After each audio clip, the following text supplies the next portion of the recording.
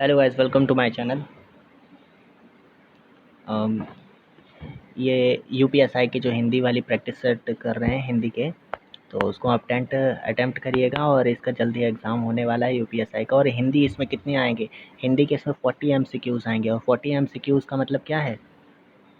40 MCQs का मतलब 100 marks है। अगर 100 में 80 मार्क्स बन जाएंगे तो बहुत है इसमें हिंदी के लिए, है ना।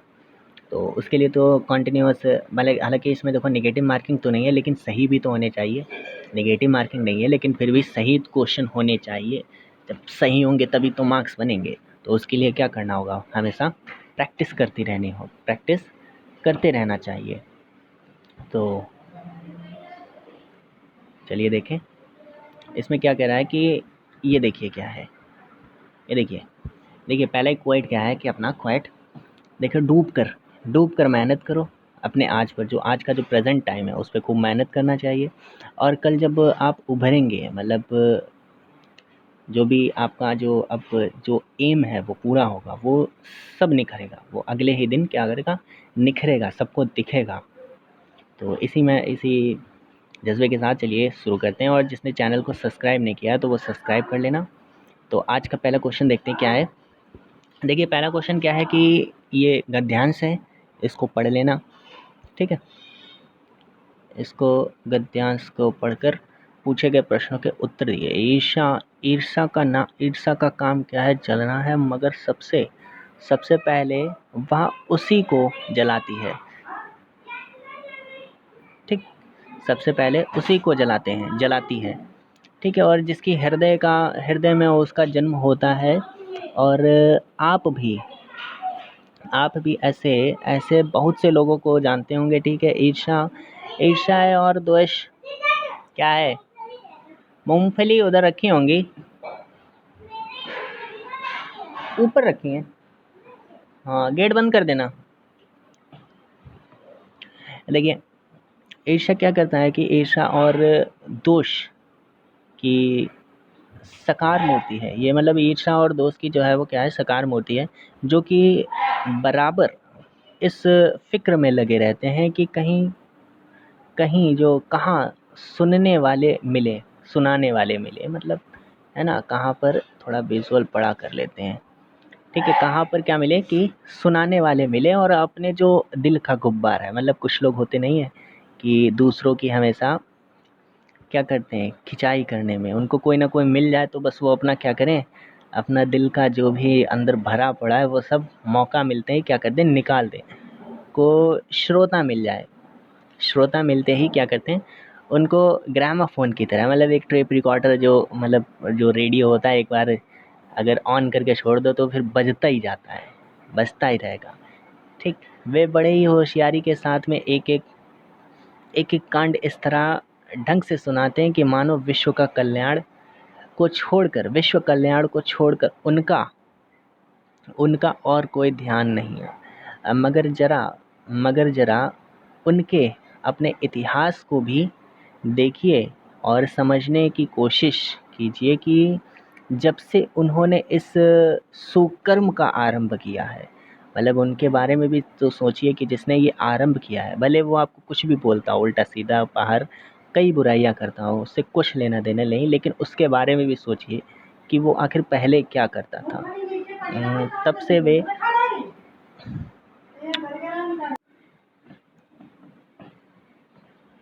देखिए तब से वे अपने क्षेत्र में आगे बढ़े हैं या पीछे गए हैं। मतलब वो जो अपनी जो बातें बोलते बोलते, वो ये देखना चाहिए कि वो आगे बढ़े हैं अपने क्षेत्र में, तब तो अच्छी बात है, खूब बुराई करें।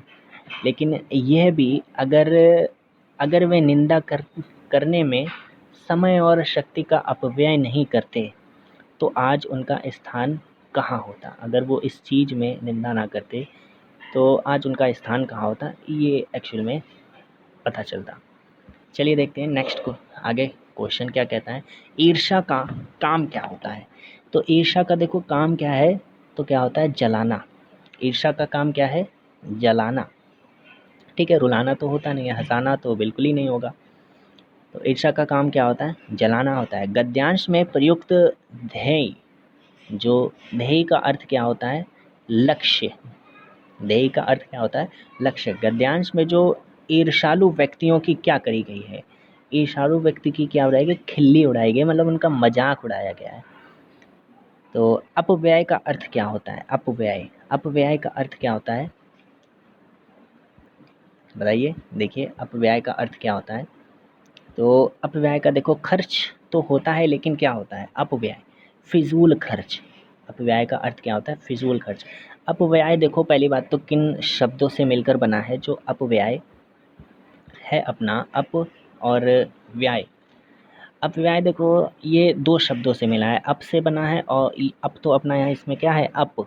अप ये उपसर्ग है और व्यय क्या है? व्यय ये प्रत्यय है, ठीक है, जिसका अर्थ क्या होता है? फिजूल खर्च होता है, ठीक है, और फिजूल खर्च होता है। आगे देखते हैं कि गद्यांश, गद्यांश का उपयुक्त शीर्षक क्या होगा? ये क्वेश्चन बहुत ही डाउटफुल रहता है हमेशा। अगर थोड़ा गद्यांश आ जाए अलग सा तो उसमें फंस जाते हैं। तो इसका नाम क्या रखना चाहिए? ईर्ष्या, जो इस गद्यांश का दे सकते हैं। क्योंकि देखो इसमें क्या किया गया है कि जन्म, जो ईर्ष्या के जन्म के बारे में और उत्पन्न दोष और लोगों की जो मानसिकता है, जो निगेटिवनेस है, उसके बारे में उसके बारे में क्या है चलती है, इसके बारे में बात, इसके बारे में पता चलता है। और इनके चाल चरित्र कैसे हैं उसके बारे में क्या किया गया? इसमें डिफाइन किया गया, या कहते हैं कि वर्णन किया गया है इसमें। चलिए देखते हैं आगे। आगे देखो क्या है, ये तो बहुत भाई स्टूडेंट लाइफ का क्या है, ये तो बहुत ही इम्पोर्टेंट क्या है कि देखो पढ़ने तो बैठते हैं, क्या करने?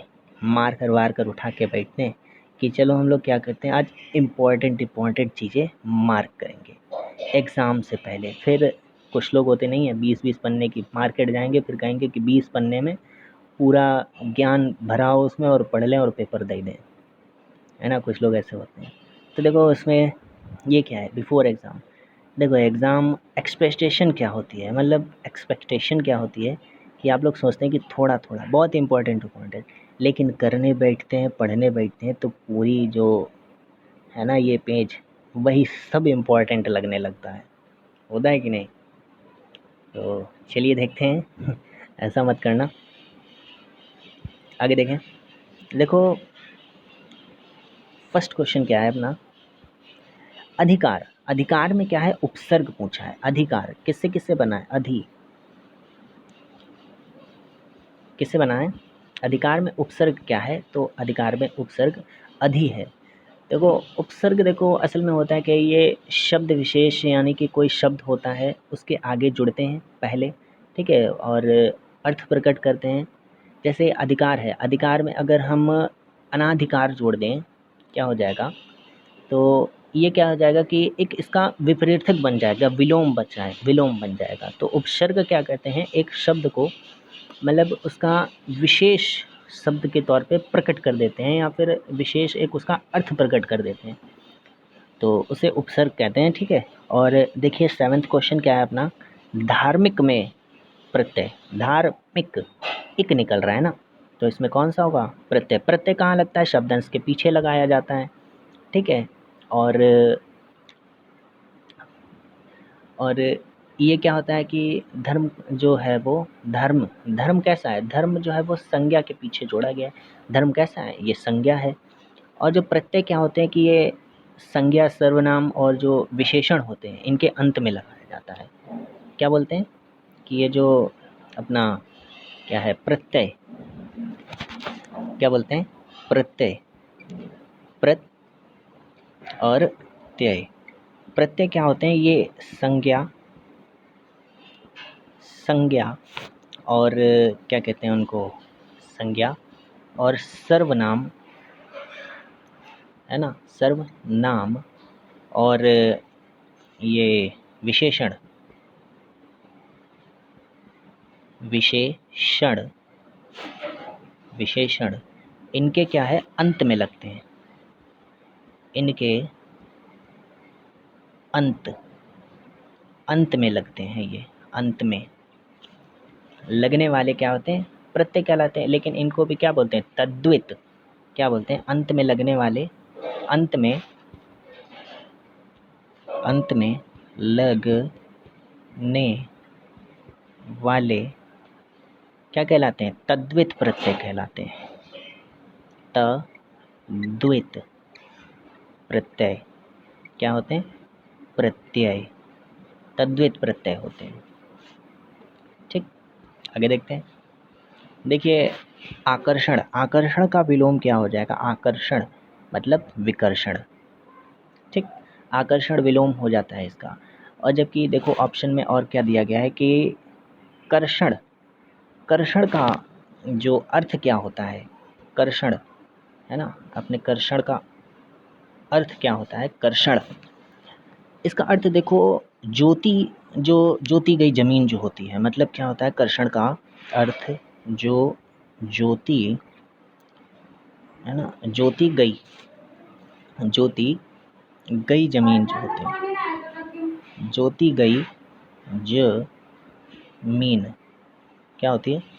ज्योति गई जमीन जो होती है उसको बोलते हैं कर्षण, या इसको क्या बोल देते हैं? हल बोल देते हैं। हल, कोई हल होता है ना आंसर, उसको बोलते हैं। घर्षण का अर्थ सबको पता होगा। देखो इसमें घर्षण का अर्थ क्या होता है? घर्षण का अर्थ होता है घिसना। ठीक है, अपमान, जो कि ये तो सभी को पता होगा, अपमान होता है मतलब जिसकी इज्जत ना करना, वो अपमान। और जानने की इच्छा, जानने की इच्छा किस में होती है? तो उसको क्या बोलते हैं? जिज्ञासा बोलते हैं। जानने की इच्छा रखने वाला कौन होता है? जिज्ञासा होता है, जिज्ञास।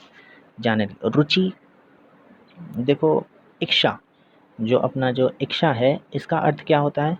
इच्छा का अर्थ क्या होता है? कि जो रुचि रखता हो, कामना करता हो, चाह हो, उसकी क्या बोलते हैं? चाह है, ये उसकी इच्छा ही तो है। और देखो अभिलाषा जो है वो इच्छा का समानार्थी है इसमें। ये जो अभिलाषा लिखा है ये इसका समानार्थी है, अभिलाषा। ठीक है, और जो आशा होता है, आशा, आशा जो होता है वो एक उम्मीद बोल सकते हैं। क्या होता है? उम्मीद। आशा का मतलब क्या होता है? उम्मीद होता है। उम्मीद, आशा का अर्थ उम्मीद। देखते हैं आगे। देखिए कथा, कथा में क्या है? बहुवचन क्या होगा? कथा, कथा में बहुवचन क्या होगा? कथाएं होगा। ठीक है, कथा क्या है? एक अकारांत जो स्त्रीलिंग जो शब्द होते हैं, अकारांत स्त्रीलिंग शब्दों में जो आ लगाया जाता है। कथा क्या है? एक स्त्रीलिंग शब्द है। जैसे कथा करी गई, कथा को क्या बोलते हैं? कही गई। ये कथा क्या है? एक ये अकारांत स्त्रीलिंग शब्द है जिसमें आ जो है वो अंत में ए लगाकर, ये कथा में क्या आ रहा है? आ रहा है ना, कथा, कथा में क्या आ रहा है? क और था, इसमें बड़ा का डंडा आ रहा है ना, कथा। ठीक, तो इसमें क्या है? आज वाले जो है वो इसमें क्या लगा देते हैं? ए को जोड़ देते हैं। किसको जोड़ देते हैं? ए को,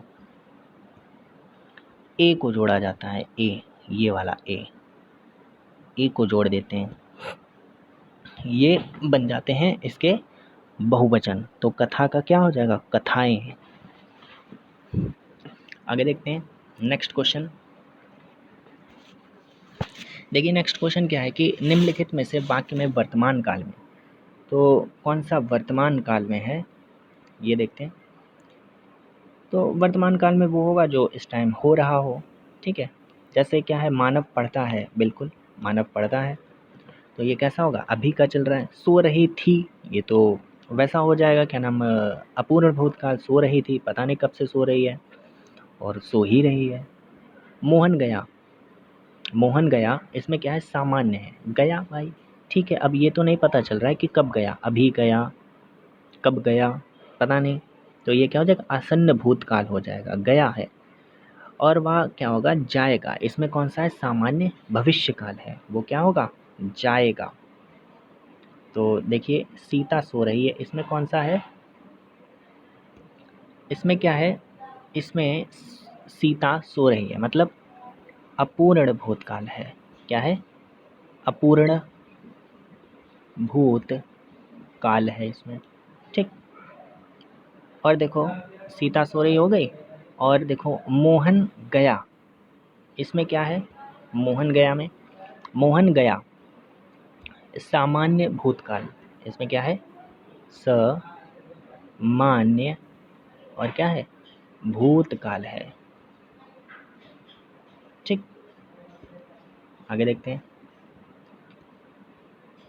देखिए नेक्स्ट क्वेश्चन क्या है, नेक्स्ट क्वेश्चन कि प्रश्नवाचक चिन्ह, भाई सबको पता होगा, ये खुद ही देख के कर लेना, ठीक है। और इसको क्या बोलते हैं, इसको बोलते हैं अल्प विराम, इसको क्या बोलते हैं, अल्प विराम, क्या बोलते हैं, इसको अल्प विराम बोलते हैं, अल्प विराम बोलते हैं इसको।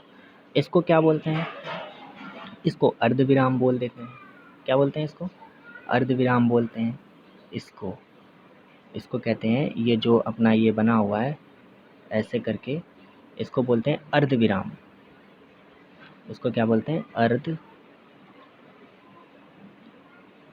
इसको क्या बोलते हैं, अर्ध और विराम, ठीक।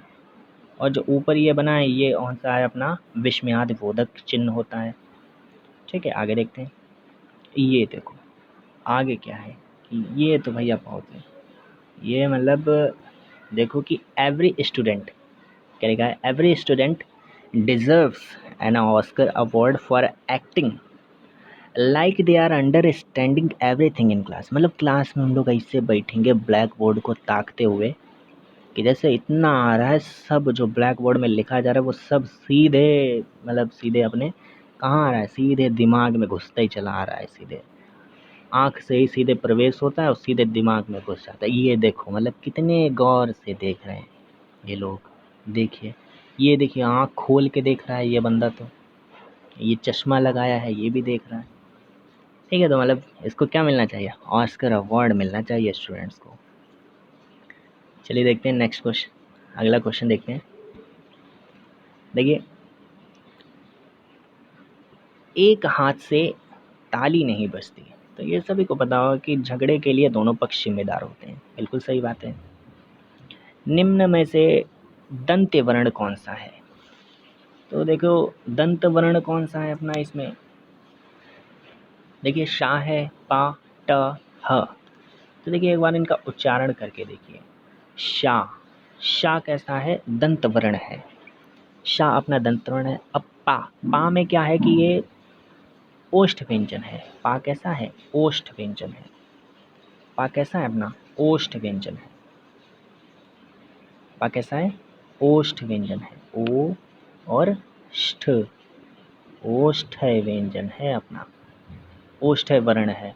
और ये जो हा है अपना, ये हा कैसा है, हा भी अपना कैसा है, स्वर तंत्रिकाओं से ये होता है, इसको क्या बोलते हैं, कंठ के द्वारा उच्चारित होता है। हा, हा बोलेंगे तो इसमें कंठ से आवाज़ आएगी, तो ये कैसा है, कंठ। इसको का, काकलव्य, सॉरी काकलव्य नहीं, काकल्य व्यंजन भी बोल देते हैं इसको, काकल्य वर्ण भी बोलते हैं इसको, काकल्य, काकल्य ये ला है, ठीक, काकल्य। आगे देखते हैं, और अपना कौन सा बचा, टा, तो ये अपना टा किस वर्ण का है, टा जो है वो अपना मूर्धन्य का है, किसका है, मूर्धन्य का है, मूर्धन्य वर्ण है, ये कौन सा वर्ण है, मूर्धन्य है। आगे देखते हैं, देखो निम्नलिखित में से अनुनासिक वर्ण कौन सा है, तो अनुनासिक वर्ण देखो होता क्या है, पहले ऐसे वर्णों को जो उच्चारण जिनका मतलब जिनका जो बोला जाए तो वो नासिका यानी कि नाक और मुंह से जो है वो उच्चारण में क्या होता है, लघुत्तता रहती है, कम रहती है, मतलब कम चीज़ें निकलती हैं आवाज़ में, तो उसको क्या बोलते हैं, अनुनासिक वर्ण कहते हैं, क्या बोलते हैं, अनुनासिक वर्ण, ठीक।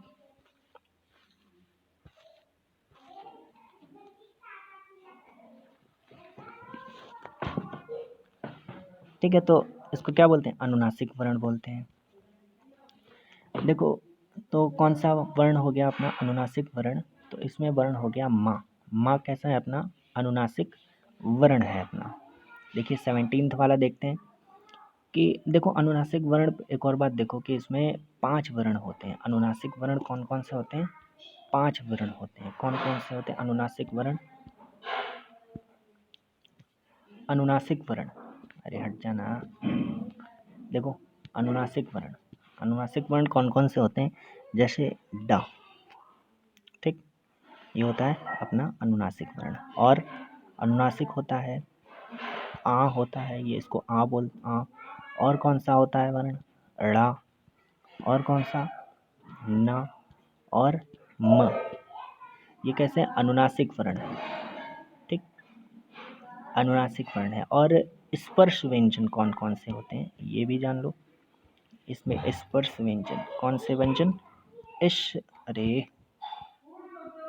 स्पर्श व्यंजन कौन से, स्पर्श व्यंजन।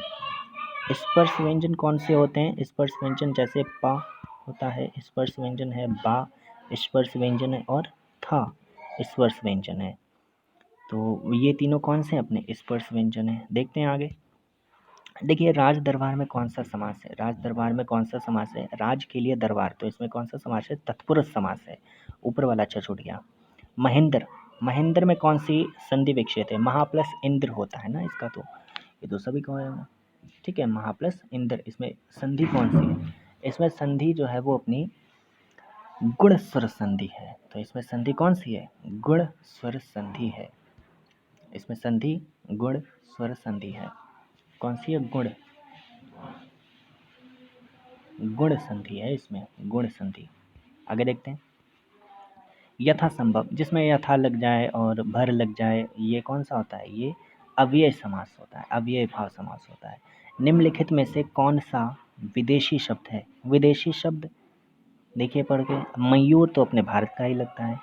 ये मील कैसा शब्द है, विदेशी शब्द है, ठीक है, मील क्या है, विदेशी शब्द है,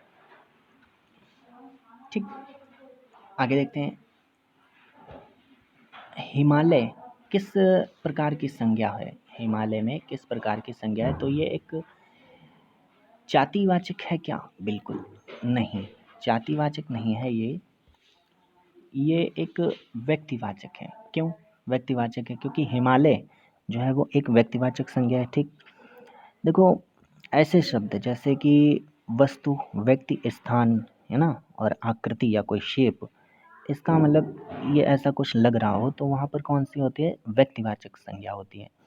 यानी कि वस्तु, एक तो हिमालय, ठीक है, वस्तु, व्यक्ति, आकृति, आकृति हिमालय की कैसी है, दिखती है ऐसी, बहुत बड़ा है, तो हिमालय की आकृति। और कह सकते हैं जो स्थान, तो हिमालय एक स्थान पे ही तो है, तो उसमें क्या होता है कि ये व्यक्तिवाचक संज्ञा होते हैं, ठीक है। आगे देखते हैं।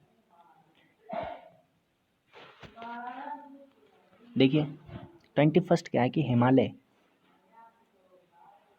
चल रहा है भाई, ओके चल रहा है, ठीक है। हिमालय, हिमालय किस प्रकार की संज्ञा, अभी देखा था, ये व्यक्तिवाचक संज्ञा होता है। निम्न में से प्रश्नवाचक सर्वनाम कौन सा है, तो आप कोई मत लगा देना, इसमें क्या है, कौन। और देखिए संख्यावाचक विशेषण कौन सी है, संख्यावाचक विशेषण, ठीक है, संख्यावाचक विशेषण कौन सी है अपनी, इसमें कुछ क्या है, संख्यावाचक विशेषण। गरीबी तो भाव हो गया ना, गरीबी कैसी है, भाव हो गया। और देखो पहली बात तो इसमें, अरे हट जाओ भाई, देखिए हाँ, देखिए इसमें क्या होती है कि संख्यावाचक विशेषण के भी कितने भेद होते हैं, संख्यावाचक विशेषण के 3 भेद होते हैं। कितने भेद होते हैं, 3 भेद होते हैं इसके, तो ठीक, कितने होते हैं, 3 भेद होते हैं इसके। कौन कौन से भेद होते हैं, एक तो होगा निश्चित संख्यावाचक, अनिश्चयवाचक संख्यावाचक, और निश्चित संख्यावाचक पहला, और अनिश्चित संख्यावाचक विशेषण, और परिणाम बोधक विशेषण होता है, ठीक है। तो उसमें कुछ ये जो लिखा हुआ है ये परिमाण बोधक विशेषण के अंतर्गत आता है इसमें। आगे देखते हैं, ठीक, आगे देखते हैं कि ये जो हवा का पर्यायवाची नहीं है पूछ रहा है, क्या पूछ रहा है कि हवा का पर्यायवाची नहीं है। तो देखिए हवा का पर्यायवाची कौन सा नहीं हो सकता है, हवा का पर्यायवाची, क्या पूछ रहा है, हवा का पर्यायवाची नहीं है। तो देखिए इसमें कौन सा नहीं होगा, देखो वायु तो होता है, समीर भी होता है, पवन भी होता है, तो कौन सा नहीं होगा, सलील नहीं होगा, कौन सा नहीं होगा? सलील है। इसकी थोड़ा लेंथ छोटा कर दो। यस, देखिए कौन सा नहीं होगा, तो इसमें सलील नहीं होगा, क्योंकि हवा देखो, हवा का क्या क्या होता है और पर्यायवाची। हवा के देखो जैसे क्या बोलते हैं, समीर बोलते हैं, पवन बोलते हैं, वायु बोलते हैं, ठीक है। और जबकि ये जो सलील लिखा हुआ है ना, ये किसका पर्यायवाची होता है? सलील जो होता है जल का पर्यायवाची होता है। किसका होता है? जल का पर्यायवाची होता है। आगे देखते हैं कि निम्न में से कौन सा वाक्य शुद्ध है। तो देखो ज्योत्सना लिखा है, ये बिल्कुल राइट लिखा है। ज्योत्सना, ज्योत्सना को कैसे लिखा जाए? आधा जा होता है, या के ऊपर ओ की मात्रा और आधा ता और शाह, आधा शाह, ज्योत्सना शुद्ध है। अब देखो जो अन्य लिखे हुए हैं, ये जैसे पुण्य, पुण्य को कैसे लिखा जाता है? पुण्य ऐसे नहीं लिखा जाता, ये लिखा जाता है पु और आधा णा और य, पुण्य, ठीक है। और क्षमा सबको पता है, छा बनता है, छा क्षत्रिय वाला बनता है क्षमा। उन्नति में आगे मात्रा लगती है, उन्नति में, ठीक है।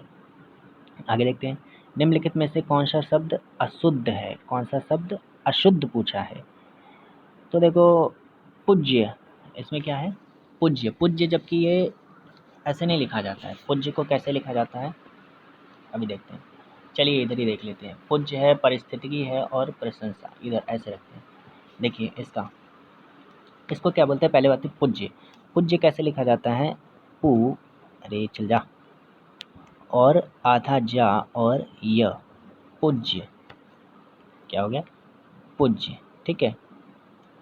और ये क्या लिखा है? ये तो पूज्य हो गया। और पुष्प, पुष्प कैसे लिखा जाता है? जो पुष्प जो अपना दिया गया है, तो ये तो सही है ना? पुष्प तो सही है, और पूज्य भी सही नहीं है।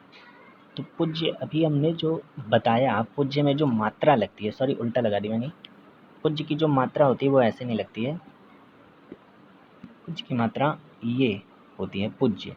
तो अपना राइट आंसर क्या हो जाएगा? पूज्य। आगे देखते हैं कि निम्नलिखित में से कौन सा शब्द स्त्रीलिंग है। तो ये आप ऐसे शब्द को पढ़ के कर लो।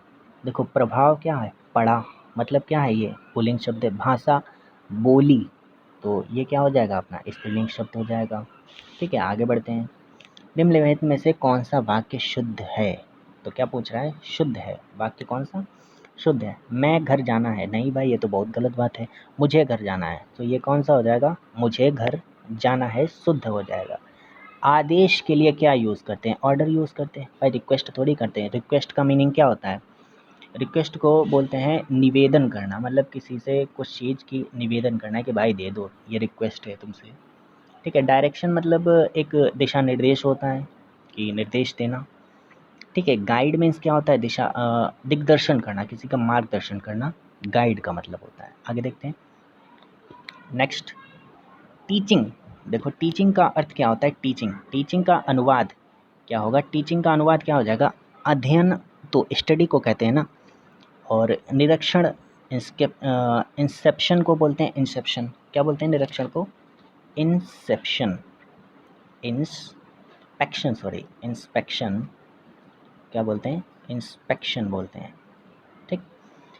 और शिक्षण को एजुकेशनल बोलते हैं, एजुकेशनल। तो अपना राइट आंसर क्या हो जाए? अध्यापन को बोलते हैं टीचिंग, अध्यापन को क्या बोलते हैं? टीचिंग। ब्रजभाषा का केंद्र क्षेत्र कौन सा है? तो ब्रजभाषा का केंद्र क्षेत्र कौन सा है अपना? ये मथुरा ब्रजभाषा का केंद्र है, ठीक। ब्रजभाषा देखो सौरसेनी अपभ्रंश की जो पश्चिमी हिंदी जो है, वो अपभाषा से ये जो ओकार भूलक रूप में विकसित हुआ है। इसमें देखो इलाहाबाद है, लखनऊ है, ये अवधी भाषा के क्षेत्र हैं। लखनऊ और इलाहाबाद अपने कैसे हैं? ये अवधी भाषा के क्षेत्र हैं। ये लखनऊ और इलाहाबाद कैसे हैं? लखनऊ और इलाहाबाद ये अवधी भाषा के हैं। किसके हैं? अवधी भाषा के हैं, ठीक है। तो किसके हैं ये? अवधी भाषा के हैं, लखनऊ और इलाहाबाद, ठीक है। और ये जो वाराणसी है ये भोजपुरी में है। आगे देखते हैं अतः, ठीक है। तो जिसने भी लाइक नहीं किया ना, वो लाइक कर ले और सब्सक्राइब कर ले। आगे देखते हैं, ठीक है। और क्योंकि वीडियो देखो आप लिखे अपलोड हो रही है, तो सब्सक्राइब ज़रूर कर लेना। आगे चलिए करते हैं 32nd वाला क्वेश्चन। देखिए कि क्या कह रहा है कि हिंदी को निम्नलिखित में से किस में वर्गीकृत नहीं किया जाता है, तो हिंदी को किस में वर्गीकृत नहीं किया जाता है, तो ये अपना जो हिंदी का जो वर्गीकरण जो है वो दक्षिण हिंदी में नहीं किया जाता है। किस में नहीं किया जाता है? दक्षिण हिंदी में नहीं किया जाता है। ठीक है, दक्षिण हिंदी में नहीं किया जाता, जबकि ये पहाड़ी हिंदी और पश्चिमी हिंदी और पूर्वी हिंदी में वर्गीकृत इसको हिंदी को किया जाता है। एक अर्धशासकीय पत्र क्या होता है? अर्धशासकीय पत्र के संदर्भ में निम्नलिखित में से कौन सा कथन गलत है? तो कौन सा कथन गलत है?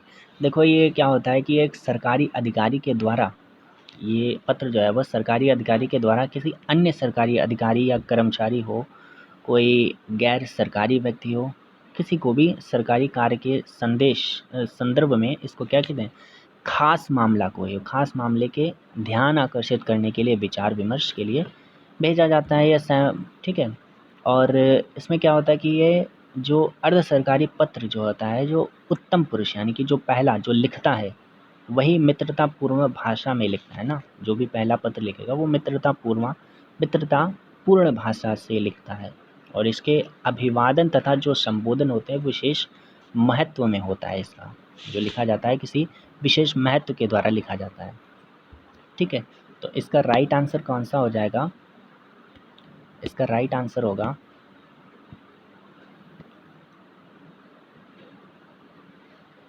ठीक, तो इसका राइट आंसर होगा अपना औपचारिक होता है।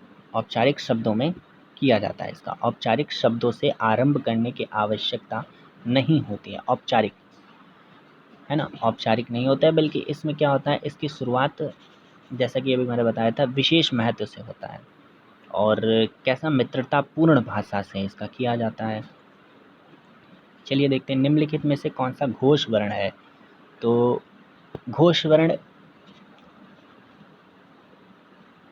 ठीक है, स्वर, इसकी घोष वर्ण की जैसे उच्चारण कहाँ से होता है, तो ये स्वर तंत्रिकाएँ ये एकदम झज्जकृत हो जाती हैं। आप बोल के देखेंगे हा बोलेंगे तो आपका जो गला के जो पीछे है बीचों बीच में, वहाँ से आवाज़ निकलेगी हा।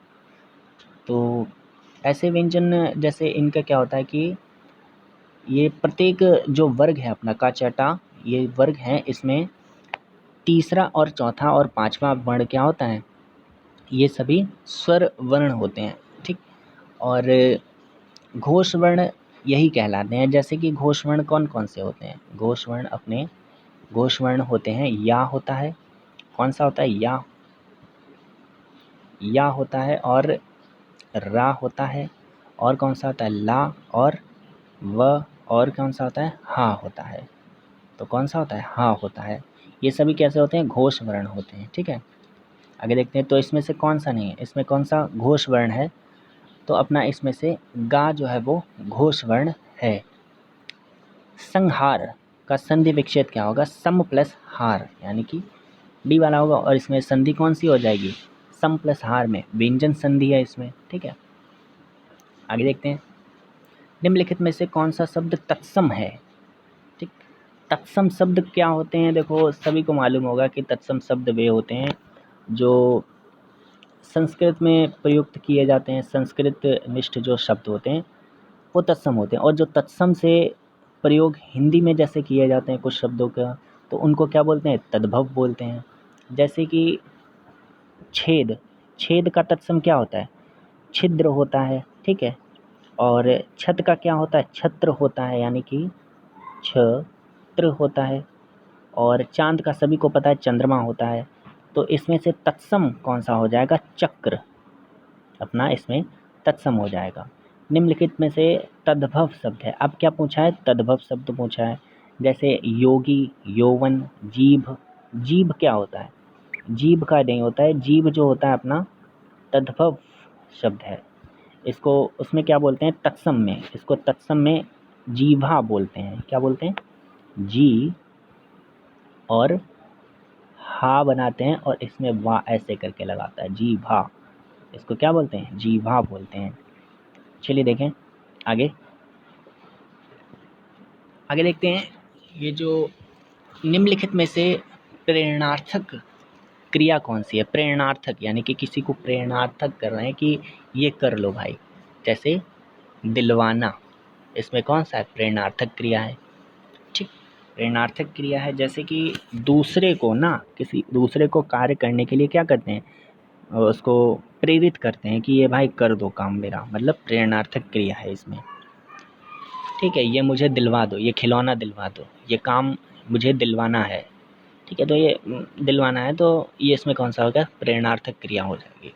अब देखो अली और अली, अली और अली, इसमें क्या होता है कि जो पहला वाला अली है, जो आगे की मात्रा लगती है जिसमें, तो इसका क्या होता है? मतलब भौरा। ठीक है, और जो पीछे वाला होता है उसका अर्थ क्या होता है? सखी। इसका अर्थ क्या होता है? अली, यानी कि पीछे मात्रा लगी होती है वो होती है अली, और आगे जिसमें मात्रा लगी होती है वो होती है भौरा। ठीक, अब लास्ट क्वेश्चन क्या है अपना, देखिए कि निम्नलिखित में से कौन सा वाक्य संयुक्त वाक्य है? संयुक्त वाक्य देखो होता क्या है, पहले तो ये जैसे जो साधारण वाक्य बोलते हैं, जिसको साधारण या फिर मिश्र वाक्य होते हैं, ये मेल से इनके अवयवों के द्वारा होता है। जो इनका मेल होता है उसको क्या बोलते हैं? संयुक्त वाक्य कहते हैं। जैसे कि उन्हें ना नींद आती है और ना भूख लगती है, तो ये कैसा है? मिश्रण है ये दोनों का। ना नींद आती है, ना प्यास लगती है, ना भूख लगती है, इस टाइप से। ये ना इसमें क्या कर रहा है? ये ना जो है वो, ना का काम क्या है इसमें? ये संयोजक के द्वारा जोड़ा गया। ठीक है, स और यो जक, ये कैसा है? संयोजक है, ये द्वारा जोड़ा गया। ठीक है, तो अपने 40 क्वेश्चंस कंप्लीट होते हैं। ठीक, तो जिसने सब्सक्राइब नहीं किया है ना, वो सब्सक्राइब कर ले। और ये यूपीएसआई के लिए इम्पॉर्टेंट है एमसीक्यूज़। यूपी जो पीईटी का जो एग्ज़ाम हो रहा है, पीईटी होने वाला है, उसके लिए भी इम्पॉर्टेंट है, क्योंकि हिंदी तो उसमें भी आनी है। तो ये इम्पॉर्टेंट बहुत है। 40 एमसीक्यूज़ और 50 एमसीक्यूज़ जो मैं लाता था, वो जैसे कमेंट में किसी ने किया था कि आप सॉल्यूशन नहीं करा रहे हैं, तो मैंने सोचा कि पूरा सॉल्यूशन करवा देते हैं, क्योंकि ऐसे क्या होता है कि टाइम ज़्यादा लगता है। देखिए 37 मिनट लगे, और वैसे क्या है कि ठीक है, चलिए अब कंप्लीट करते हैं वीडियो। सब्सक्राइब नहीं किया है तो वो सब्सक्राइब कर लेना। ठीक है, ओके, थैंक यू।